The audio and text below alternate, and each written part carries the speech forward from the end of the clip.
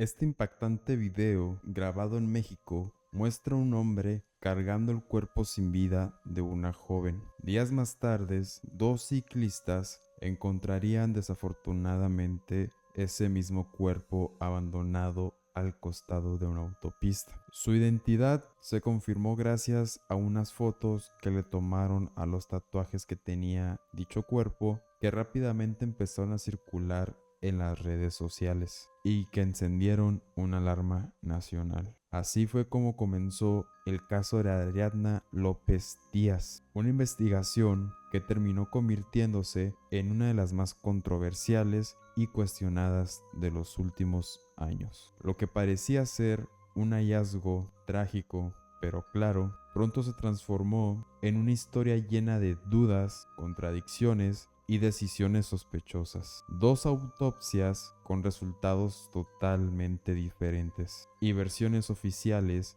que no coincidían dieron paso a un debate que dividió la opinión pública y expuso serias fallas en el proceso. En este video te contaré cómo ocurrió todo, qué se descubrió realmente y por qué la muerte de Ariadna López Díaz generó tanta indignación en México.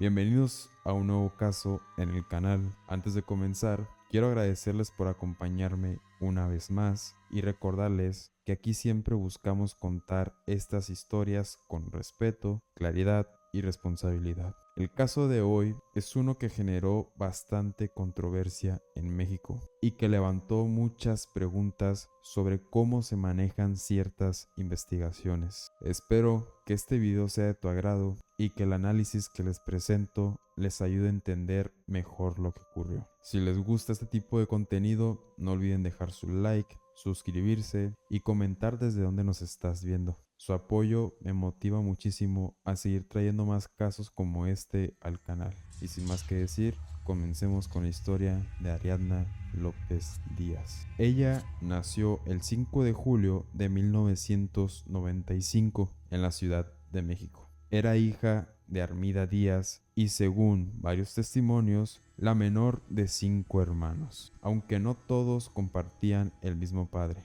Desde pequeña, Ariadna fue una niña llena de energía, alegre, divertida, con una personalidad que iluminaba cualquier espacio. Tenía una conexión muy fuerte con la música, amaba bailar, cantar y moverse al ritmo de cualquier melodía. Durante la mayor parte de su vida, Ariadna vivió únicamente con su mamá en una colonia humilde de la ciudad, pero todo cambió cuando a los 20 años se convirtió en madre. Desde entonces, crió sola a su pequeño, haciendo todo lo posible por darle una vida estable.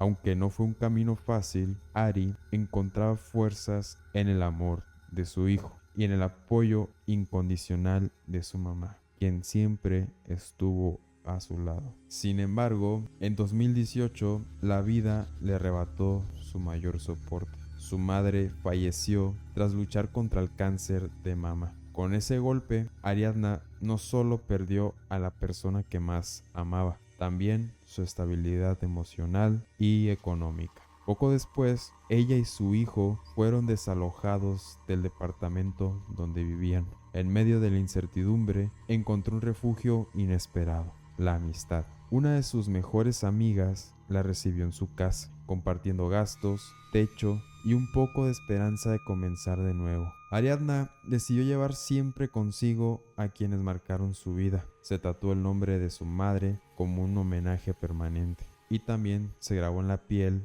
a un pequeño dinosaurio, representando a su hijo, quien adoraba a esas criaturas. Era su manera de tenerlos cercas, aunque la vida le estuviera cambiando constantemente. En su brazo también llevaba tatuado un girasol, su flor favorita, un símbolo que para ella representaba luz y esperanza. Y eso era justamente Ariadna, una joven de sueños enormes que, a pesar de los golpes que la vida le había dado, seguía imaginando un futuro distinto para ella y para su hijo. Uno de sus mayores anhelos era mudarse a Cancún, despertar cada mañana cerca del mar y darle a su pequeño una vida más tranquila y llena de nuevas oportunidades. Para acercarse a dicho sueño, Ari trabajaba incansablemente. Cada moneda que podía la guardaba, siempre pensando en ese cambio de vida. En 2022, su rutina era agotadora. Durante el día atendía en un salón de belleza y por las noches se transformaba en mesera en un restaurante de estilo estadounidense. Un lugar bastante concurrido donde además del sueldo, los trabajadores podían recibir comisiones por las bebidas que compartían con los clientes. Fue en este sitio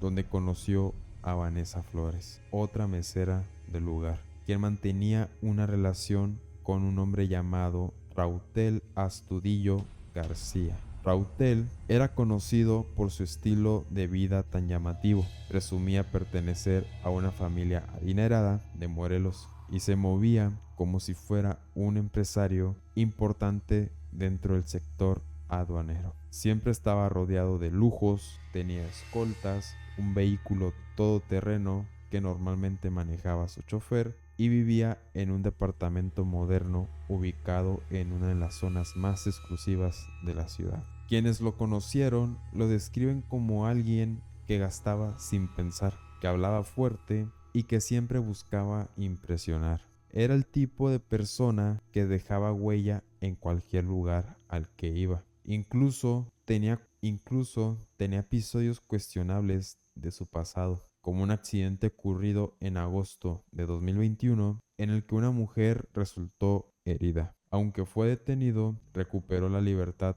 poco después. Nada parecía afectarle verdaderamente. Ariadna solía convivir con Vanessa y Rautel en distintas salidas y reuniones. Todo parecía simplemente parte de una dinámica social habitual, sin señales de algún peligro. El domingo 30 de octubre, la noche comenzó como cualquier otra. Ari había quedado de verse con Vanessa y con Rautel para pasar un rato agradable. Primero se reunieron en un restaurante donde compartieron la mesa con algunas amistades, una pareja y otro hombre más. Más tarde, alrededor de las 7 de la noche, decidieron seguir la reunión en el departamento de Rautel. Ahí, entre música, bebidas y conversaciones, transcurrieron las últimas horas en las que Ariadna fue vista con vida. Hasta ese momento, todo parecía una salida normal entre amigos. Pero cuando amaneció el lunes, algo comenzó a sentirse extraño.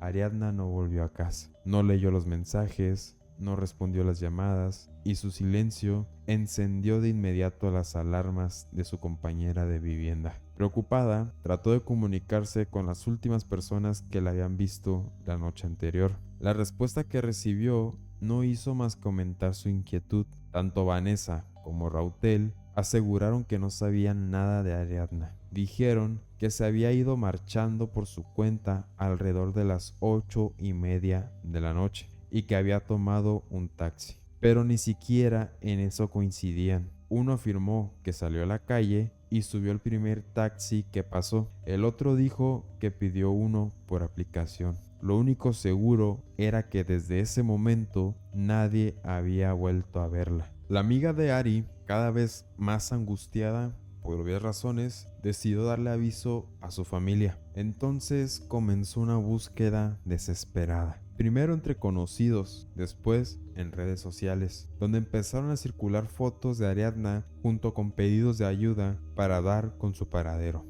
Mientras todo esto ocurría en la Ciudad de México, el 31 de octubre, dos ciclistas de nombre Ricardo Calderón y su amiga Mariana emprendieron un recorrido desde la capital hacia Tepoztlán, creo que así se dice, un destino turístico rodeado de montañas. Durante la ruta se desviaron un poco para descansar y contemplar el paisaje, pero lo que encontraron fue algo que jamás habrían imaginado. Debajo de un puente oculto entre la maleza y la tierra yacía el cuerpo sin vida de una mujer. Estaba tendida boca abajo, con los brazos extendidos, vistiendo un vestido beige que estaba levantado hasta la cintura, el cabello trenzado y una sola zapatilla blanca de tacón en el pie derecho. No había documentos, no había identificaciones, nada que permitiera saber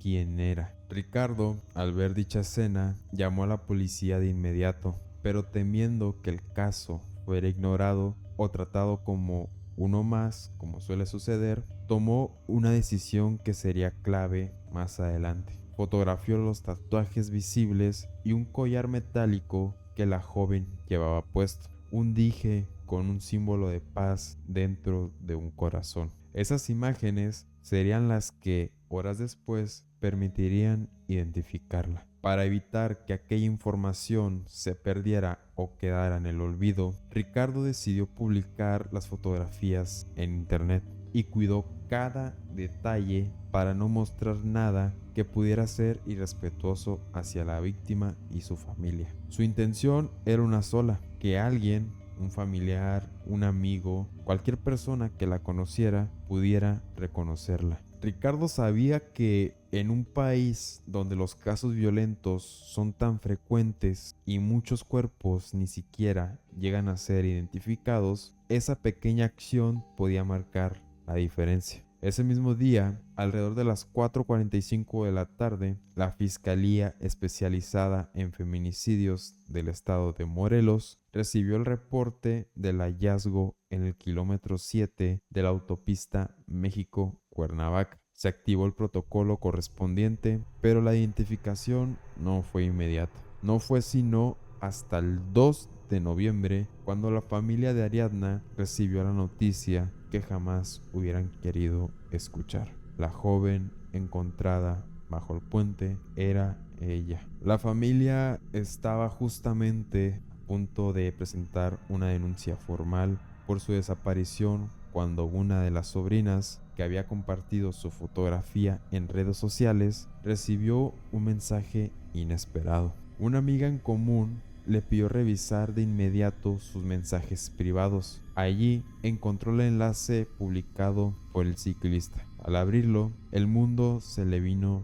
para abajo. Reconoció los tatuajes, especialmente el que Ariadna se había hecho en honor a su madre. No había duda, era ella. Tras ponerse en contacto la sobrina con Ricardo, él le envió más fotografías donde se apreciaban golpes y marcas que sugerían que Ariadna había sufrido agresiones antes de morir. Con el corazón destrozado, unos 15 familiares y amigos se movilizaron hacia la policía y luego a la morgue. Después de horas de espera angustiosa, uno de los hermanos confirmó lo inevitable: el cuerpo pertenecía a Ariadna. A partir de ese momento, el caso se volvió un laberinto de contradicciones. Las versiones sobre dónde había estado, quiénes fueron los últimos en verla y qué ocurrió aquella noche empezaron a chocar entre sí. Nada era claro. La amiga con la que vivía Ariadna declaró que cuando las autoridades de Morelos la entrevistaron, sintió que la interrogaron con hostilidad, casi tratándola como si fuera sospechosa. Durante el operativo, los fiscales también confiscaron su celular. Ahí encontraron mensajes enviados por Ariadna la noche de su desaparición, confirmando que había estado con Rautel y Vanessa por última vez. La amiga de Ariadna también comentó que aquella noche estuvo revisando su ubicación en tiempo real, lo que confirmaba parte del recorrido que Ari había hecho antes de desaparecer. Con esa información en mano, las autoridades entrevistaron a las últimas personas que estuvieron con ella. Tanto Rautel como Vanessa acudieron a declarar y ofrecieron su versión de los hechos. Rautel se presentó como el propietario del departamento donde Ariadna había convivido con ellos el domingo 31 de octubre. Aseguró que la reunión terminó temprano y que, según él, todos abandonaron el lugar alrededor de las 8:30 de la noche. Aún así, la gran incógnita seguía sin respuesta. ¿Cómo había terminado el cuerpo de Ariadna a más de 80 kilómetros del último sitio donde fue vista? Esa misma madrugada, cerca de las 3 de la mañana, la familia recibió la indicación de regresar al amanecer para reclamar su cuerpo, pero al llegar se toparon con algo que les encendió todas las alarmas. El informe forense que les entregaron no coincidía en absoluto con las fotografías que ellos habían visto circular en redes sociales. Según ese primer dictamen, Ariadna había fallecido por broncoaspiración, es decir, que se habría ahogado con su propio vómito debido al exceso de alcohol. Hemos corroborado jurídicamente es que la causa de muerte de Ariadna N por una grave intoxicación alcohólica, consecuente broncoaspiración. No encontramos en ella huellas de violencia. Técnicamente, forensemente, hasta este punto, la necropsia no es coincidente con un feminicidio. Esa misma noche, la familia y los amigos de Ariadna se reunieron en una funeraria de Ciudad de México para despedirla. El ambiente era un dolor profundo, pero también de confusión, porque para entonces el caso ya había empezado a atraer la atención de los medios. Varios reporteros llegaron al lugar y entre quienes acudieron a dar el pésame aparecieron también Vanessa y Rautel. Rautel no solo estuvo presente, sino que habló con la prensa, como si fuera uno de los más cercanos a Ariadna. Se presentó como un supuesto amigo y hasta afirmó que siempre había intentado ayudarla, asegurando que estaba dispuesto a apoyar a la familia en lo que necesitaran. Cuando los periodistas le preguntaron cómo había sido la última vez que vio a Ari, él relató una noche aparentemente tranquila, una cena, unas bebidas y luego una reunión en su departamento. Según dijo, estaban contentos y él simplemente asumió que Ariadna se había marchado sola. La familia, por su parte, escuchó estas declaraciones con indignación. Las contradicciones eran demasiado evidentes y la versión oficial de Morelos no les daba ninguna certeza. Por eso, los hermanos de Ariadna, a pesar de sus limitaciones económicas, tomaron una decisión que cambiaría todo el rumbo del caso: acudir a la Fiscalía de la Ciudad de México para exigir una segunda revisión forense. Sabían que enfrentarse a un hombre con dinero e influencias no sería fácil, pero también entendían que si no actuaban, la muerte de Ariadna podría quedar impune. Días después, el fiscal general de justicia de la capital intervino directamente y ordenó que el Instituto de Ciencias Forenses realizara una nueva autopsia. Esta vez los resultados fueron completamente distintos. A diferencia del informe de Morelos, el nuevo dictamen estableció que el cuerpo de Ariadna tenía múltiples lesiones por golpes y que la causa real de su muerte fue un trauma múltiple, lo que llevó a clasificar el caso como feminicidio. Y con el consentimiento de la familia de Ariadna, solicitamos la realización de una nueva necropsia. Presentaba diversas lesiones por golpes, por lo que se determinó que el motivo del fallecimiento fue un trauma múltiple que se clasifica de mortal. Con esta nueva línea de investigación, las autoridades capitalinas ingresaron al departamento de Rautel para una inspección más profunda. Aunque el sitio había sido limpiado, los peritos usaron luminiscencia especial y descubrieron rastros de sangre en el piso de la sala, en un cojín del sofá y en una de las habitaciones del inmueble. Pronto, las cámaras de seguridad terminaron de armar el rompecabezas. Primero, las grabaciones del restaurante mostraron a Ariadna a las 6:40 de la tarde. Más tarde, otra cámara la captó a las 7 de la tarde, saliendo del elevador del edificio donde vivía Rautel. Esa fue la última imagen de Ariadna con vida. Posteriormente, los videos revelaron a los demás invitados retirándose del departamento, todos menos ella. Ariadna no volvió a aparecer en ningún otro video, lo que dejaba claro que se quedó sola dentro del lugar junto a la pareja. A las 10:26 de la noche, las cámaras del edificio registraron la llegada del chofer de Rautel en un auto blanco. Estuvo ahí apenas unos minutos antes de irse. Un detalle que en ese momento parecía irrelevante, pero que después cobraría importancia. Casi 40 minutos más tarde, a las 11:30 de la noche, las imágenes captadas por las cámaras se volvieron verdaderamente perturbadoras. En ellas se veía a un hombre cargando sobre los hombros el cuerpo completamente inmóvil de una mujer. La llevaba como si fuera un objeto sin vida. Avanzó por el pasillo, bajó las escaleras de servicio y atravesó el estacionamiento hasta llegar a una camioneta negra, donde colocó el cuerpo en la parte trasera antes de alejarse del lugar. La ropa de la mujer coincidía exactamente con lo que Ariadna llevaba puesto el último día que fue vista con vida. Ropa deportiva clara y esos tacones blancos que todos identificaron en cuanto las imágenes circularon. Y la silueta del hombre, su forma de caminar y su complexión encajaban perfectamente con la figura de Rautel. Con estos videos y con las pruebas que ya habían recogido, las autoridades concluyeron que al menos 2 personas habían participado directamente: Rautel y su novia Vanessa. Durante la madrugada del 6 de noviembre, la tranquilidad de la colonia San Cristóbal Centro se rompió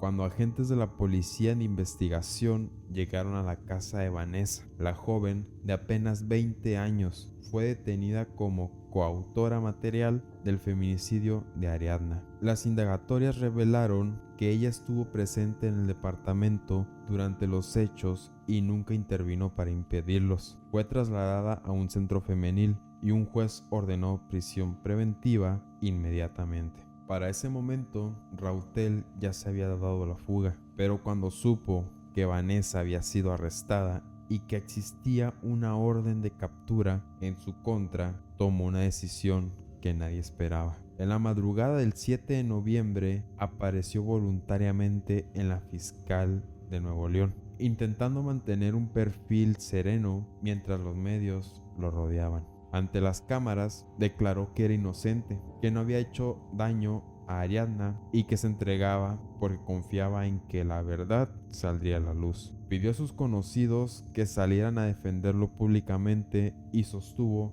que todo era un malentendido. Me acabo de enterar que tengo una orden de aprehensión en mi contra. Así como ha sido de mediático el caso, confío en la justicia y en Dios, que sabe que soy inocente. A todos mis amigos a los que nunca les he pedido un favor, hoy se los pido. Que la gente sepa de mí, quién soy, salgan y si es necesario hagan algún movimiento, algo que me permita que la gente me conozca. Mientras tanto, el caso de Ariadna había encendido la indignación en todo el país. La violencia del crimen, la difusión de las imágenes y las versiones contradictorias provocaron una ola de presión social enorme. Pero lo que cumplió aún más el panorama fue la confrontación abierta entre 2 fiscalías. Morelos, que desde el principio negó que se trataba de un feminicidio, y Ciudad de México, que presentó evidencia contundente para demostrar lo contrario y acusó a la primera de encubrir el crimen. El caso no solo reveló la brutalidad del acto contra una joven de 27 años, sino también las grietas profundas de un sistema donde los errores, la negligencia y la falta de coordinación pueden marcar la diferencia entre obtener justicia o permitir la impunidad. Ese mismo 7 de noviembre, la jefa de gobierno de la Ciudad de México habló sin rodeos. En una conferencia que estremeció el país, acusó directamente al fiscal de Morelos de encubrir un crimen que, según dijo, era evidente desde el primer momento. Con un gesto firme y voz contundente, afirmó que la fiscalía de ese estado no solo habría fallado en realizar una investigación transparente, sino que incluso había tratado de desviar la atención, insinuando que Ariadna era responsable de su propia muerte. Durante la rueda de prensa mostró imágenes de la investigación y hasta difundió los videos en los que se ve a Rautel cargando el cuerpo sin vida de la joven. También recordó las declaraciones del fiscal morelense emitidas el 4 de noviembre, después de la primera necropsia y en un giro explosivo insinuó que había algún tipo de vínculo entre él y Raúl. Aunque no explicó cuál era la naturaleza de esa relación, pidió públicamente que la Fiscalía General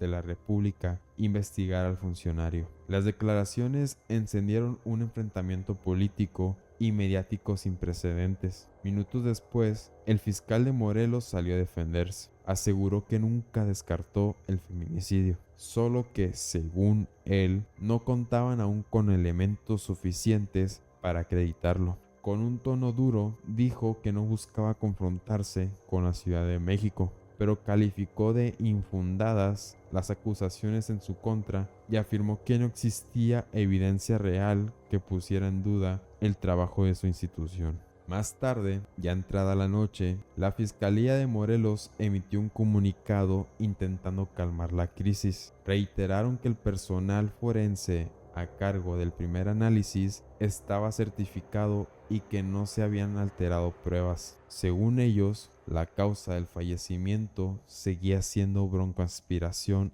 alcohólica. Pero lejos de aclarar dudas, el comunicado encendió nuevas alarmas. La Fiscalía Anticorrupción de Morelos anunció la apertura de una investigación contra funcionarios del propio estado por posibles irregularidades relacionadas en el caso. El 8 de noviembre, Rautel fue llevado del reclusorio al Poder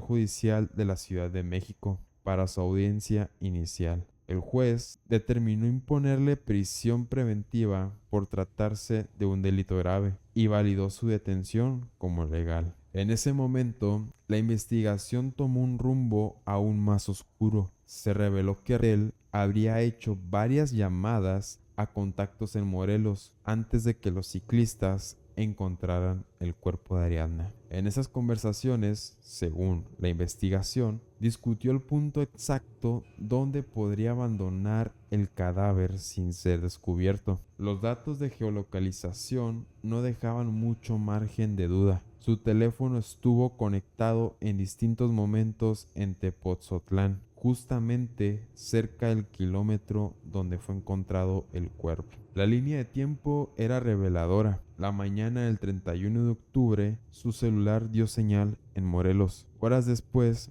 volvió a conectarse brevemente en la misma zona. Más tarde, apareció nuevamente en la autopista y pasadas las 10 de la noche, regresó a la Ciudad de México. A eso se sumaron los resultados del análisis forense digital del teléfono de Vanessa. Los mensajes y llamadas entre la pareja mostraban cómo intentaron construir una historia falsa desde el primer momento. Mientras los amigos de Ariadna les preguntaban desesperados si sabían algo de ella, ellos intercambiaban textos discutiendo qué versión era la más conveniente. Hablaban de la hora en que supuestamente Ariadna había salido, de si la habían visto subir a un taxi o a un vehículo de aplicación, e incluso mencionaban a un joven llamado Ernesto, convencidos de que él sabía demasiado y podía desmentirlos. Ese intercambio de mensajes dejó en evidencia que Rautel y Vanessa no solo ocultaron información, sino que desde el primer día intentaron manipular los hechos para evitar que se descubriera la verdad. En uno de los mensajes recuperados por los investigadores, Rautel le confesó a Vanessa que todo lo que estaba pasando lo tenía aterrado. Ella, por su parte, lejos de marcar distancia, lo tranquilizó diciéndole que nada de lo que había ocurrido había sido su culpa. A partir de ese punto, las conversaciones tomaron un giro revelador. Vanessa le aseguró que seguiría a cada una de sus instrucciones y que diría exactamente lo que él le ordenara. Rautel, por su parte, le respondió que lo mejor era cooperar, pero teniendo mucho cuidado con cada detalle que mencionaran. En los mensajes posteriores, él incluso le dictó la versión que ambos debían sostener ante cualquier pregunta, que salieron del restaurante alrededor de las 6:30 de la tarde, que iban acompañados por Ernesto, Anita, José Puñé, además de ellos dos, y Ariadna, que todos habían estado en su departamento hasta las 9 de la noche. y que supuestamente a esa hora Ariadna pidió un taxi por la aplicación. La instrucción más importante era: ninguno debía decir con certeza que la vieron subir al vehículo. La idea era dejar la historia a medias para ganar tiempo. La última comunicación entre ellos ocurrió un día después del funeral de Ariadna. En ese mensaje, Rautel mencionó que se encontraba con alguien al que llamó Blackie, pero nunca explicó quién era. Hasta hoy no hay información oficial que identifique a esa persona. Según el informe de la fiscalía, entre el 30 y 31 de octubre, Rautel utilizó al menos 7 líneas telefónicas distintas. Además de Vanessa, habló con su hermano y con uno de los amigos en común de Ariadna. En total realizó 12 llamadas y recibió otras 9.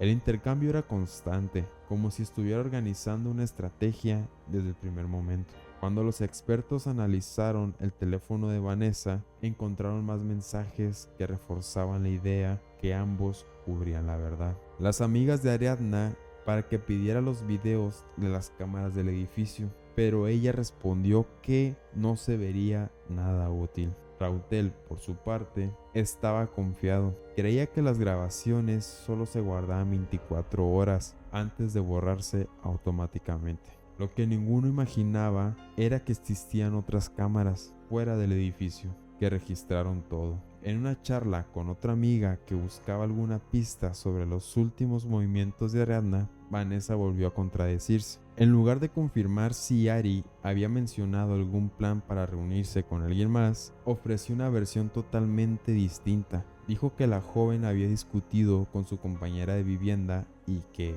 por esa razón, no quería regresar a su departamento. Con ese comentario, eliminaba por completo la historia del taxi que ella misma tenía mencionando antes. Pero eso no fue todo. Vanessa insinuó que Ariadna estaba deprimida, sugiriendo incluso que podría haberse hecho daño a sí misma. Una insinuación cruel que solo contribuyó a revictimizarlo. Para justificar sus contradicciones, insistió en que no recordaba casi nada de lo ocurrido, porque todos estaban muy localizados. Guiño, guiño. Cuando la Fiscalía de Morelos tuvo acceso a los reportes de llamadas y mensajes obtenidos de los teléfonos, se vio obligado a modificar su postura. Con la nueva evidencia, terminó reclasificando el caso. Ahora sería investigado como feminicidio. En los días posteriores, se filtró de lo que Rautel dijo durante uno de los interrogatorios. Afirmó que él mismo trasladó el cuerpo de Ariadna y lo abandonó bajo un puente. Incluso admitió que después regresó al lugar para dejar la ropa y los zapatos. Según su versión, el primer traslado lo hizo con una camioneta negra, la misma captada por las cámaras del edificio, y la segunda visita la realizó a bordo de un auto deportivo. Justificó sus actos diciendo que lo hizo para evitar problemas a Vanessa. No fue sino hasta el 16 de enero del 2023 que la Fiscalía de Morelos reconoció finalmente que Ariadna perdió la vida a causa de un golpe contundente en la cabeza, coincidiendo así con las conclusiones de la Fiscalía Capitalina. Ese mismo mes, la Comisión Estatal de los Derechos Humanos de Morelos solicitó al Instituto de Servicios Periciales de la Ciudad de México el dictamen completo de la segunda autopsia. La razón era clara: existían inconsistencias demasiado graves entre las dos fiscalías y era necesario investigar si hubo omisiones, negligencia o incluso deliberados que entorpecieron el acceso a la justicia. Para entonces, el caso ya estaba marcado por una sombra cada vez más oscura. La Fiscalía de Morelos había ignorado los hallazgos del análisis independiente del Ministerio Público y comenzaron a levantarse sospechas de que alguien dentro de la institución pudo haber intentado proteger a Rautel. De hecho, la supuesta entrega voluntaria del acusado dejó de verse como un acto de buena fe y pasó a interpretarse como una maniobra calculada, basada en la confianza de que nada le ocurriría. Esa impunidad, sin embargo, comenzó a romperse el 4 de agosto del 2023. Ese día, agentes de la Fiscalía de la Ciudad de México, en coordinación con la Secretaría de Marina, detuvieron al fiscal general del estado de Morelos en su propia casa, en Cuernavaca. La orden era por su presunta participación en delitos relacionados con la procuración y administración de justicia directamente vinculados al caso de Ariadna. Durante su detención y traslado a instalaciones de la Marina en Ciudad de México, el fiscal aseguró que se entregaba sin resistencia y destacó que lo hacía porque se le había prometido que no entrarían por la fuerza, ya que dentro de la casa estaban sus hijos menores. La caída del fiscal dejó en descubierto los que muchos ya sospechaban. Este no solo era un crimen atroz, era un caso que exponía al profundo daño que puede causar la corrupción cuando se mezclan con la vida y la muerte de una mujer que solo buscaba regresar a casa. La detención del fiscal no solo fue un golpe mediático, marcó un antes y un después en la investigación. Por primera vez, parecía que la justicia no solo apuntaba a los responsables directos del crimen, sino también a quienes, desde posiciones de poder, pudieron haber intentado encubrir lo ocurrido. Pocas semanas después del 25 de agosto, Vanessa intentó cambiar la medida cautelar que la mantenía en prisión preventiva. Sus abogados solicitaron que enfrentara el proceso en libertad, asegurando que tenía domicilio fijo y que no había riesgo de fuga, pero el juez no aceptó la petición. Consideró que existían elementos suficientes para mantenerla recluida mientras avanzaba el caso. El 9 de abril del 2024, el panorama volvió a moverse. El Poder Judicial de la Ciudad de México decidió cerrar la causa en contra del fiscal de Morelos, argumentando que el delito de retardo en la justicia no se había configurado, quedó en libertad. Aún así, meses más tarde, el Congreso del Estado lo destituyó del cargo. Legalmente quedó exonerado, pero su nombre ya estaba asociado a la sombra del encubrimiento, una marca difícil de borrar. Mientras tanto, las defensas de Rautel y Vanessa continuaron moviendo piezas de los tribunales. Han presentado recursos, amparos y solicitudes para intentar derribar la acusación de feminicidio. Hasta ahora, afortunadamente, ninguna ha funcionado. La defensa de Rautel pidió el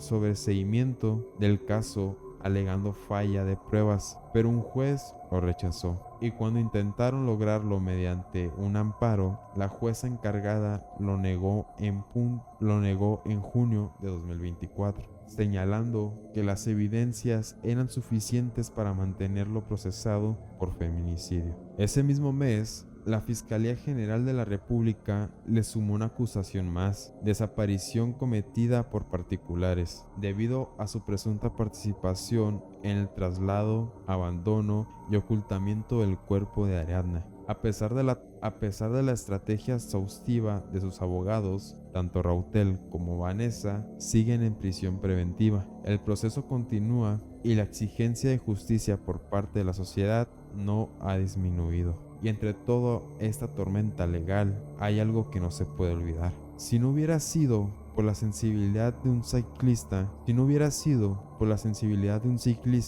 que decidió no mirar hacia otro lado, si la familia no hubiera tocado cada puerta, si los amigos no hubieran insistido, quizás el nombre de Ariadna sería hoy otro número más en estadística que crece sin pausa. Pero afortunadamente no fue así. Su historia se contó, su memoria se defendió y se peleó, y actualmente se sigue peleando por justicia. La pregunta que sigue ahí es: ¿cómo una herida que no sana es? La pregunta que sigue es la siguiente: ¿cuántas historias como la de Ariadna nunca llegan a conocerse? ¿Cuántas quedan sin nombre, sin rostro, sin verdad alguna? Y bueno, querido espectador, aquí concluimos la historia criminal de esta noche. Me gustaría que compartieras tu opinión en los comentarios, siempre con respeto hacia la víctima y sus seres queridos. Podemos debatir, pero siempre desde la empatía. Gracias por acompañarme en este relato. Buenas noches, nos vemos en el siguiente video.